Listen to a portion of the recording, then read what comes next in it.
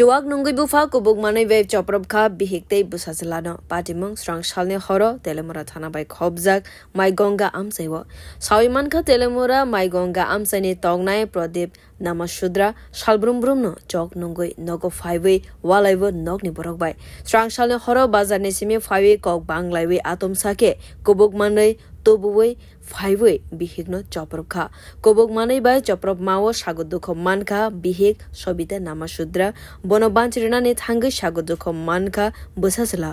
Amit Namasudra. Jiri khogmani khorang khanawi amsani lukorok five sagodukho mannai bumatai busasela no daktike telemura sakamnogo tlangai thangka aruni sagnai kolnai dakti khlaiwe jibi sakamnogo refer khlaiwe rekha opati mongo pradip Namasudra ne faisingo thanawa ke bo thangai dorbar khlailia fiaba koktma manai pati mong thaiwo five shokfaika police ঘটনা হয়েছে সবিতা নমশূদ্র এবং ওনার ছেলে অমিত নমশূদ্র আজকে সন্ধ্যা নাগাদ মোটামুটি 1 ঘন্টা আগে around 9টার দিকে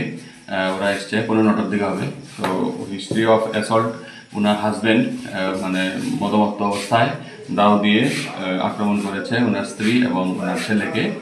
তো এতে স্ত্রী এবং ছেলে দুজনেই আহত হয়েছেন স্ত্রীর গলার বা সাইডটাতে কেটে গেছে খুব